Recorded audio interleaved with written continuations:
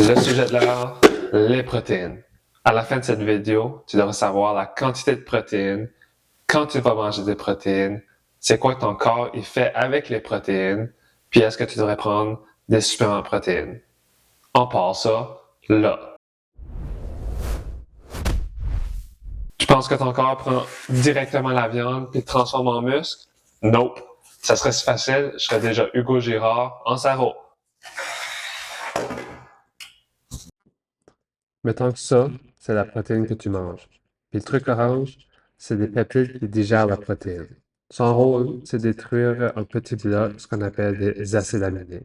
Ton corps en a besoin de 20 sortes, puis il y en a juste 9 qui sont essentiels, qui doivent absolument être mangés. Les autres, ton corps peut les produire. Mais fais attention, même si tu manges assez de protéines, si tu t'entraînes pas, ton corps ne transforme pas en muscle. Sorry. Combien de protéines qu'il faut? La quantité dépend de ton poids, ton âge, ton sexe, tes activités, si t'es enceinte, si t'es malade, puis plein d'autres facteurs. En gros, ce qui semble être le consensus avec les études, c'est pour maintenir une masse musculaire, ça prend environ 1,2 g par kilogramme de masse maigre par jour en protéines. Puis pour les personnes âgées plus de 60 ans, on parle peut-être plus de 1,2 à 1,4 g par kilogramme par jour parce que le corps est moins efficace à produire des muscles en vieillissant. Si tu es un athlète qui essaie de faire de l'hypertrophie musculaire, on parle plus de 1,6 g par kilogramme par jour. Le timing puis la préparation des protéines, le problème moderne, c'est que souvent on mange trop de protéines par jour, mal réparties, pas assez au déjeuner, puis trop au souper. Ça fait que ton corps utilise pas de façon efficace quand on mange au souper, puis on gaspille. Malheureusement, pas comme du gras, le corps n'est pas capable de stocker des protéines puis des acides aminés. Donc, il convertit en énergie, qui ensuite se fait convertir en gras si on en mange trop. Puis malheureusement, ça se fait pas de l'autre sens. Pour répartir les protéines, idéalement, on devrait en manger entre 20 à 40 grammes par repas, qui veut dire déjeuner, dîner, puis souper. Sinon, les extras est moins utilisé, puis c'est un peu moins efficace. Il semble aussi que ça prend un minimum pour vraiment déclencher la synthèse de production des muscles et des protéines. Puis la fameuse fenêtre anabolique post-entraînement, pas besoin de courir au shaker 5 minutes après ton dernier squat. Les études mentionnent que ça dure 2 à 3 heures, si même plus que ça.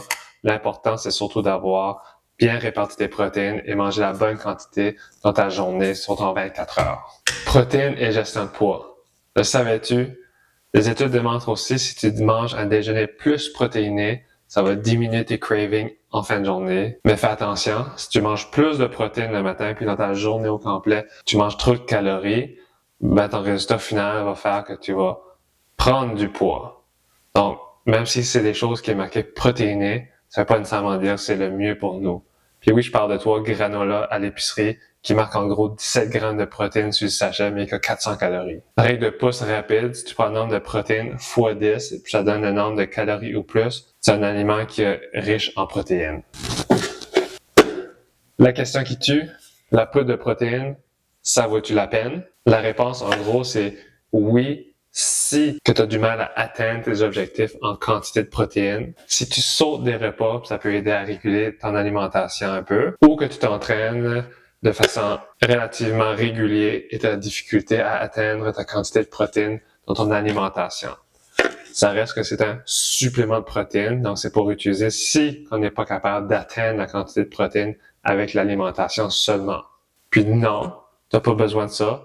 Si tu manges déjà suffisamment de protéines dans ta journée, que tu es déjà en surplus calorique, puis rajouter ça ne change pas ton alimentation, donc on rajoute juste encore plus de calories dans ta journée. Puis si tu penses que tu es obligé d'avoir ça aussi, probablement tu n'es pas obligé d'en avoir. Conclusion, retiens ça.